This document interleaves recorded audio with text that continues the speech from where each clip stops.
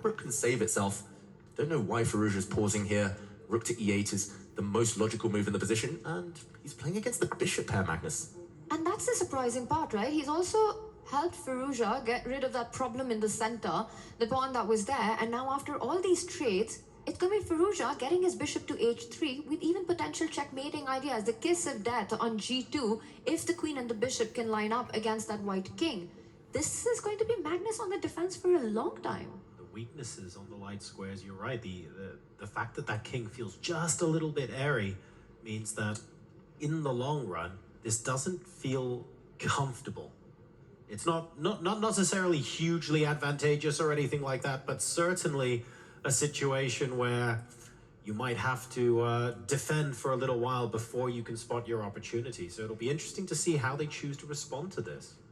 And Falcons are here is what we saw on the screen. You know, Hikaru Nakamura already getting the third place for Falcons. Alireza, Firouzja fighting for the crown right now. They're definitely here. They've arrived. I saw some of Magnus's liquid teammates as well in the arena. It feels like everyone is out in full support today for this grand final. This is, again, just the beginning, just set one, but still plenty of action ahead. The white queen comes out. I was going to at least suggest that Magnus tries to get the queens off the board as soon as possible to avoid any checkmating ideas. Magnus doesn't look happy in the meantime, reacting somewhat there. Position still in the balance, despite the fact black does have those hugely potentialed bishops. You know, I think it comes down to the sequence of moves that just happened with the trades of the knight at the center of the board. Magnus kind of with a smile putting the bishop forward. But at the end of it all, when the dust is settled, Magnus realizes that this is not what he was aiming for. You know, as you evaluate this position, and look at that, we were talking about h4, it's Alireza on the attack.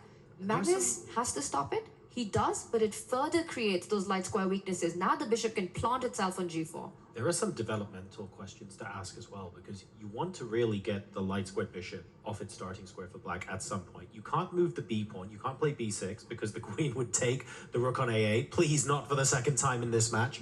But you move that, and then where are you going? Do we get the queen out first? Oh, unfortunately, the rook on e8 would then get taken. You want to move the bishop out instead to e6 or f5? Well, guess what? The knight... I started Tai Chi at 50. Now I'm 68, and doctors ask. And continues on this game, even though his position looks comfortable right now. Yeah, he's going to have to calculate. He's going to have to be very concrete about his mode of development here, Alireza Firouzja. One idea would be to bring the bishop out, as Tanya mentioned, and if the white queen captures a pawn, then on the b7 square, the black rook will slide across with some action of its own on the b file. It's a long sequence going through his mind, Alireza Firouzja.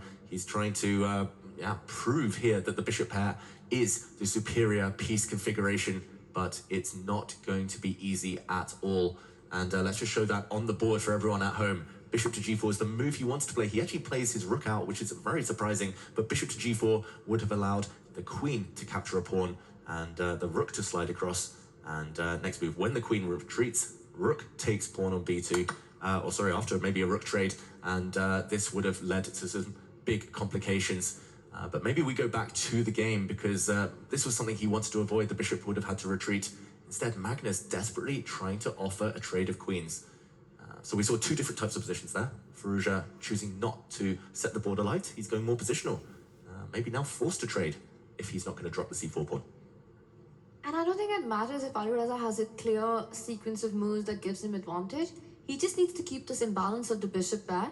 He needs to make sure that as many pieces as can remain on the board. And this is the kind of position where he needs to bring Magnus to that bullet territory. That's when his odds would increase. While saying that, he first gets the queens off, now puts the bishop on g4, hits the knight, aiming with that rook lift to activate it further. But even in this endgame, I think that's his plan. Just bring Magnus down on the clock. He's got something to play for here. He was trying endlessly to avoid playing the Magnus-style game, moving the queen away in the last game when the queen trade was offered. This time around, he's saying, look, relatively equal on the clock. Let's actually get the queens off the board and see what we can do. Ooh, and he brings his rook up. He's actually aiming to shuffle that rook across to the b5 square and go for white's queenside pawns once the bishop saves itself. Very, very sneaky from Alireza.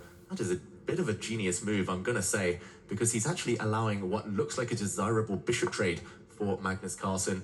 The bishop could have gone to d4 and the black rook sliding across would now have been super effective.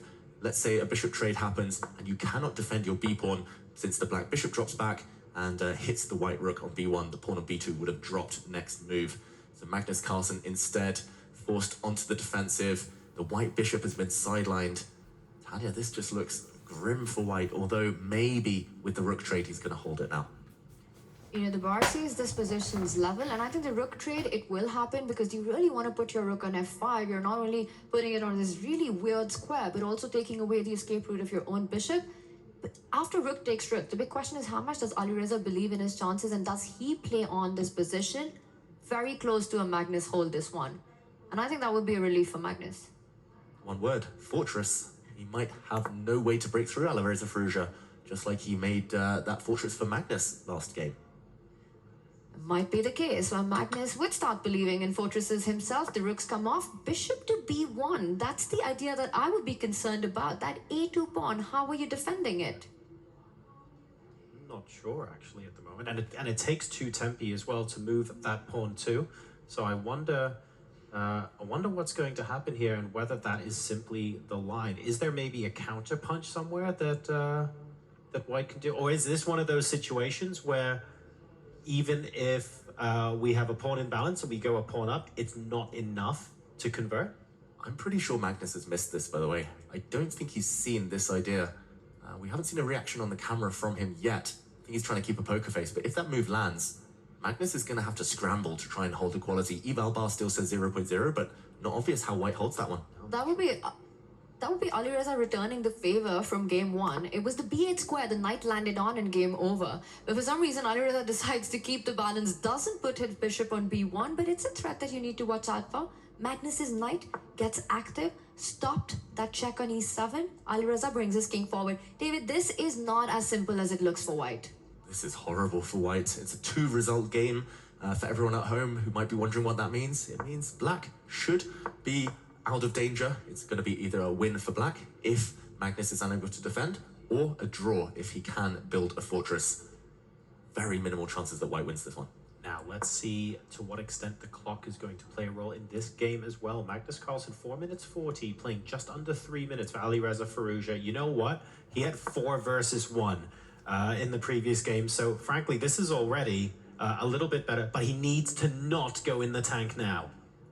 And Alireza can start dominating that knight that has jumped too far away with no squares to return. And look at that bishop on e4, the black king heading towards the center of the board, combining all these ideas. The only thing, he needs to move fast, Alireza does, for a real shot at winning and equalizing this match. 2.5 minutes, he's got to speed up. The heart rate has been rising for Alireza. He needs to, bring the king across, dominate that knight. He was scared of the white pawn stepping forward to the a4 square, given a question mark, but now Magnus has a small window of opportunity. He needs to get his knight out of the black camp as quickly as he can. That move hits the black bishop in the process. Magnus should be saving himself and escaping, but he has to evacuate that piece. There we go. First step. Now he'll move the white bishop out the way, and the white knight returns to safety. That was a big moment, you know, to have tried to trap that knight, those sequence of moves. Again, it comes down to clock because Alireza is also trying to play fast, and that is when these inaccuracies happen. He does retreat with the bishop, and it's still level, but white's the one who's suffering in this position. We need Firouzja to hit that god mode. We need him to start calculating with immense speed and trusting his instincts maybe a little bit more and absolutely going for it so that he doesn't end up in a situation where he risks making a critical mistake with under a minute left on the clock. We need to see that from him now so that that isn't a possibility later. You know what he's done with this bishop maneuver is to get that critical move going, and I think at some point g5 is the break that Alireza is hoping for. That pawn on the right side of the board moves forward, and then we might see Magnus stuck with a weakness of the g3 pawn. But he has to time it well, and time is a luxury that Alireza does not have. To go for it. Pawn to g5. He needs to actually accelerate the play. He's being very, very patient, Firouzja, and normally I never fault that. It's a great skill in chess, but you can't be patient with 2 minutes on your clock. You need a clear path forward, and there we go. Pawn to g5. Has he timed it correctly? He's going for it, but he's allowed Magnus to drop back with a knight, attacking a bunch of things, attacking black's dark square bishop and those pawns that have advanced. Firouzja shaking his head. He might have just let Magnus off the hook. And it was all about making this move at the right time. And he didn't. Knight e4, Firouzja is about to lose his bishop pair advantage. To keep it, he has to now trade on f4, fall back with his own bishop just to make sure that the game keeps going. But that leaves him with a big weakness on h5. The white knight can start targeting that pawn. Magnus locks up the king side. The knight move is coming. Knight to g3. Firouzja has to be careful here. He needs to pull the break here and now. 1.5 minutes. He's no longer better. But how do you even do that? If you try to get rid of that knight, it's heading to g3 to pick up that h5 pawn. Knight g3. And I think what he wants is bishop to d7 to win that f5 pawn in return. This is what Firouzja has set up. Magnus Carlsen, is he sensing his opportunity right now? This is Firouzja's plan. Magnus sees it and is looking for a way forward. Ultimately, the eval bar says 0.0. It looks like both sides have a way towards a draw, but again, how hard is Magnus going to press on the clock? He moves his bishop out the way. White knight, could have gone back there. Instead, the king defends the pawn. Black's dark square bishop can't really move, can't really get around. And that's what Magnus did with his bishop move, right? He took away all the squares that Alireza's dark squared bishop had to give a check to that white king. Can't go to d8, can't go to d6. Alireza comes back with his own bishop. Magnus can repeat. Magnus can bring his king back right now if he wants to stop the game. He's got that option. Will he choose to exercise it? 2 minutes 40, plays a minute 04. I think he'll probably play on a little bit, but is there a...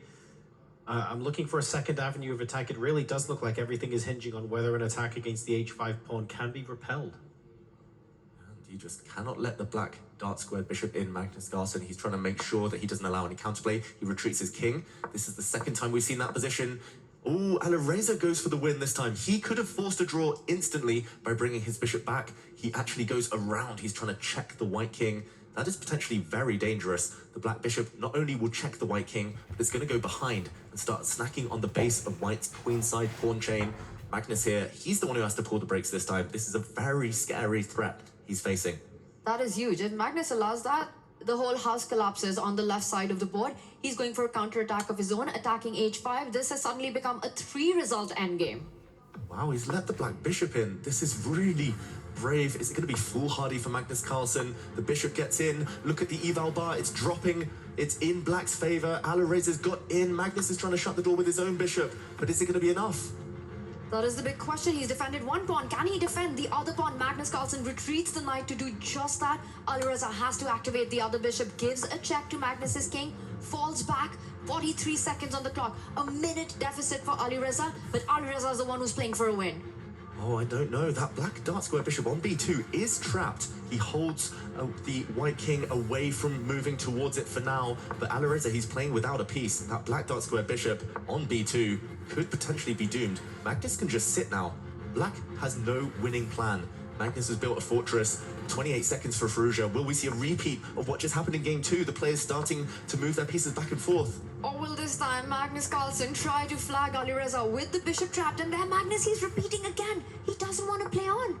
Eval bar says Magnus actually has an advantage, but he doesn't realize it. And we see a draw by repetition for the second time in this first set. Game number 3 ends peacefully but reluctantly. Magnus Carlsen now takes a 2-1 lead into the final regulation game of this first set.